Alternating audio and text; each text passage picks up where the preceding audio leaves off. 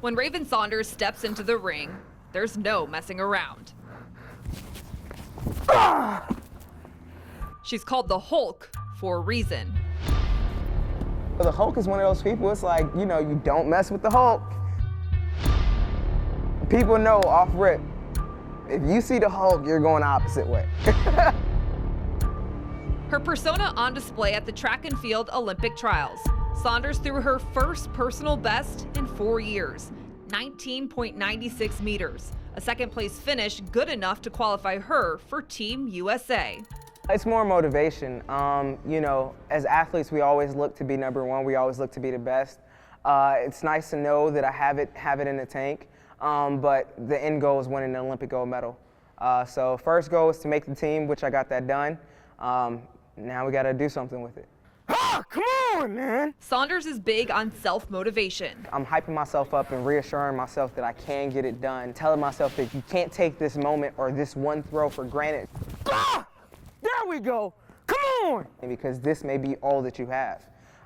So one shot. Let's go. Let's get it. This will be Saunders' second trip to the Olympic Games. In Rio in 2016, she placed 5th in shot put while on the Ole Miss track and field team. After 3 years as a Rebel, she was a 4-time NCAA champion, 3-time SEC champion, and an Olympian. Ah! Come on! Come on! On the outside, a life full of titles and talent.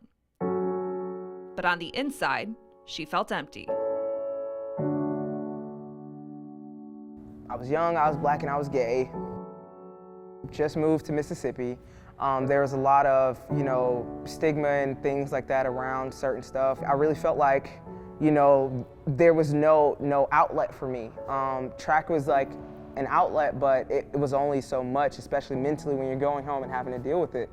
And it started to weigh on me a lot that year. I went from having a great 2016 to having an okay 2017. So that off season, because how I valued myself and how I attributed my self-worth was how well I did on the track. You know, when you're doing well, everybody's, you know, in your corner, everybody, oh, okay, how are you doing, this, that, and the third. And then certain things change, and then the dynamic changes. I started questioning myself a lot more than I had before. Over time, it got to me.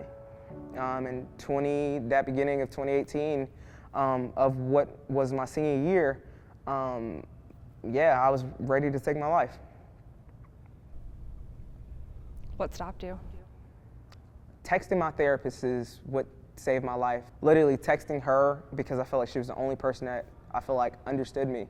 But yeah, in my mind, I was like, if she doesn't, you know, whatever happens when I send this out is whatever's gonna happen. And if she texts me back, you know, cool. If not, then hey, it is what it is. I'm gonna just go ahead.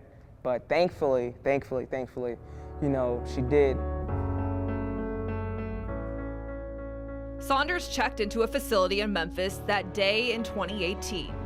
3 years later, she's open about her struggles with mental health.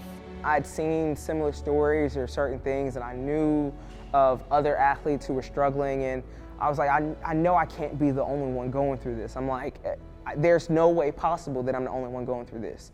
So I really battled with myself for a few days on, you know, what to post or if I should post it. And I even shared like the picture of the hospital band of when I got admitted, just showing people, because I wanted to show people like it's real. You know, there are many of us that deal with this, and I wanted to be the one that said something and showed, you know, how close I was to possibly, you know, deter somebody else from going down that route, or letting somebody else know that, hey, you're not alone. So many people that I knew had been dealing with certain similar things who hit me up being like, thank you, like, you know, I've been struggling with the same things. And those were the types of things that kind of got me through that vulnerability after sharing.